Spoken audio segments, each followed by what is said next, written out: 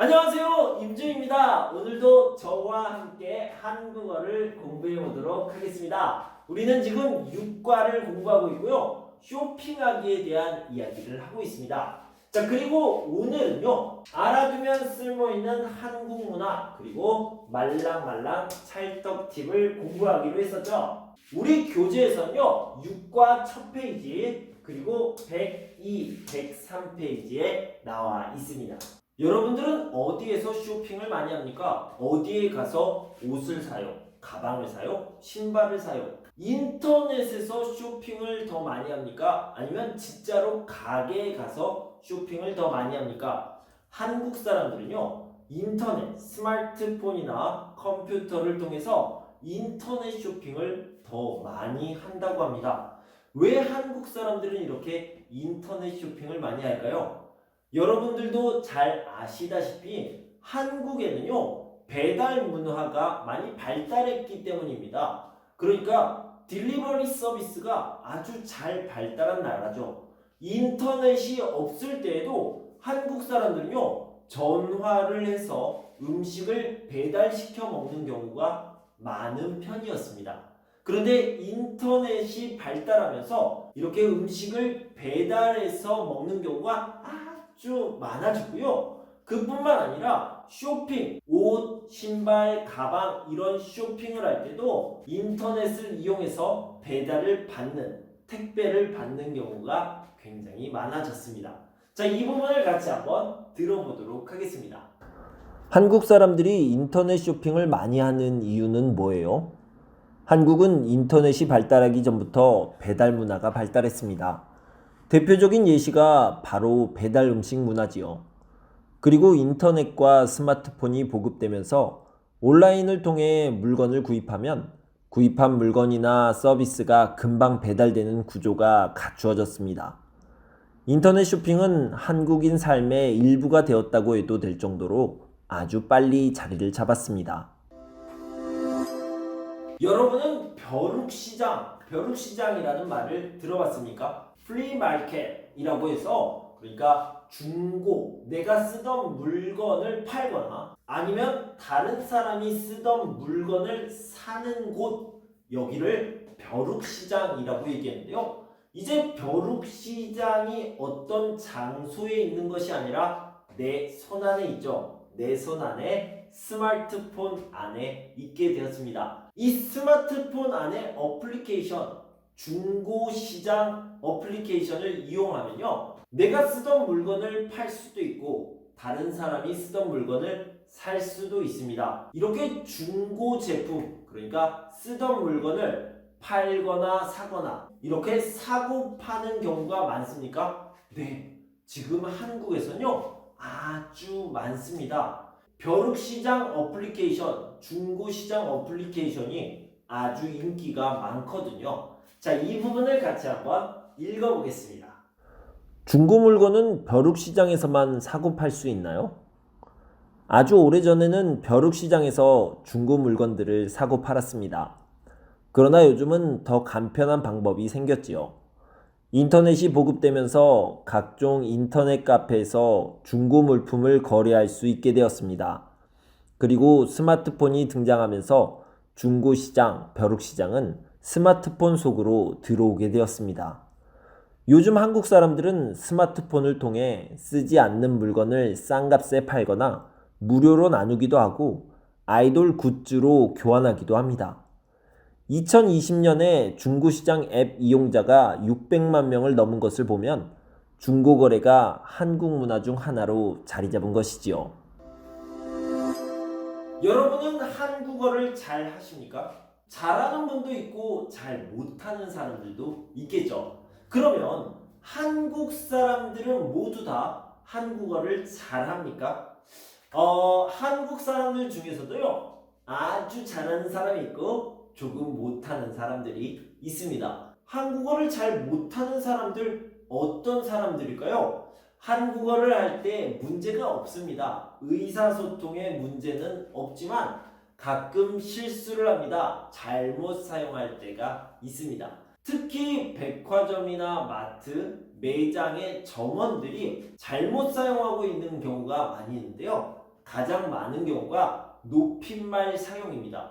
원래 높임의 대상이 되는 것은 사람이어야 하는데 가끔은 어떤 상황을 또는 돈을, 금액을, 물건을 높이는 경우가 있어요. 이런 것은 잘못된 한국어죠. 자, 예를 들어서 가격이 5,000원입니다. 그런데 5,000원이십니다 라고 이야기를 한다거나 커피가 나왔어요. 그런데 커피가 나오셨습니다. 이런 식으로 이야기하는 경우가 많이 있습니다.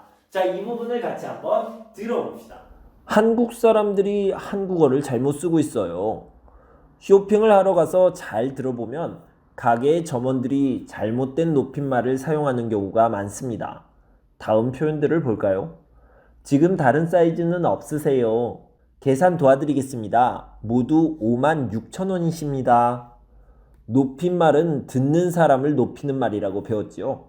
그런데 이런 문장은 물건이나 가격에게 높임말을 쓰고 있어서 문법적으로 틀린 표현입니다.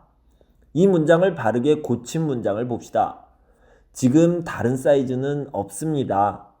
계산 도와드리겠습니다. 모두 56,000원입니다.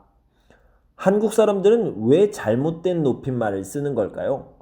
그 이유는 점원들이 잘못된 높임말로 고객들에게 더 존중받는다는 느낌을 주기 위해서입니다. 한국인들은 이런 상황에서는 문법적으로 틀린 문장을 사용해도 별로 신경 쓰지 않습니다. 그러니까 한국 사람이 이렇게 틀린 문장을 사용하더라도 틀렸다고 말해주지는 마세요. 많은 한국인들이 이 문장이 틀렸다는 것을 알면서도 쓸 수밖에 없는 경우가 더 많답니다. 여러분들이 쇼핑을 하다 보면요, 외래어, 그러니까 영어에서 온 말, 일본어에서 온 말, 이런 말들을 많이 듣게 됩니다. 그런데요, 한국 사람들이 자주 쓰는 말이기 때문에 이런 말에도 익숙해지면 여러분들이 쇼핑을 하는데 도움이 될 수 있을 것 같아서 이렇게 준비해 봤습니다. 자, 이 말은 한국어예요, 외국어예요, 무슨 말인지 모르겠어요 라고 얘기했는데요. 여러분은 옷을 구경하면서 당황해 본 적이 있나요? 인터넷 쇼핑몰이나 백화점, 옷가게에 가서 쉽게 마주칠 수 있는 외국어 표현들입니다. 한국어로도 충분히 표현할 수 있는 단어들은 한국어로 표현하면 더 좋겠지요. 그런데 지금 한국 사람들이 외국어로 표현하는 경우가 더 많기 때문에 이런 표현, 이런 어휘들을 알아두면 도움이 될 것 같습니다. 자, 여러분들에게 익숙한 것들입니까? 여기 보면요, 차콜, 다크그레이, 네이비, 와인, 아이보리, 카키, 베이지, 브라운, 소라까지 이렇게 외국에서 온 말들이요, 한글로 이렇게 표기되어 있습니다. 이런 컬러, 이런 색깔들은요, 진짜 한국어로는 이렇게 이야기합니다. 여러분들이 잘 알고 있는 회색이 있고요, 남색, 자주색, 상아색, 녹두색, 황갈색, 갈색, 하늘색, 이런 것들로 표기가 될 수 있겠죠. 인터넷 쇼핑을 하다 보면 이런 것들보다는요, 이런 표현들이 더 많이 나오기 때문에 여러분들이 이런 색깔에 대해서 잘 알아두시면 좋을 것 같고요. 자, 이번에는 옷을 만드는 소재, 재료, 옷감에 대해서 알아보도록 하겠습니다. 방금 얘기한 것처럼요, 이 소재라는 것은 옷감을 얘기하는 거고요, 어떤 디자인, 스타일, 모양을 나타내는 말도 알아보도록 하겠습니다. 자, 이 기모라는 말이 있는데요, 이거는 아마 일본에서 온 말인 것 같아요. 따뜻하고 부드러운 안감, 약간 털이 있는 그런 느낌이고요. 진짜로 털이 많이 있는 것은 융이라고 얘기합니다. 안경을 닦는 천처럼 아주 부드러운 느낌의 옷감이죠. 그리고 시보리가 있는데요. 자, 여기 그림에서 보시는 것처럼 이렇게 손목이나 발목을 조여주는 것을 이야기하는 거고요. 퍼프 소매라는 것은 백설공주의 어깨처럼 이렇게 주름이 있고 부풀어 오른 그런 느낌의 디자인을 이야기하는 겁니다.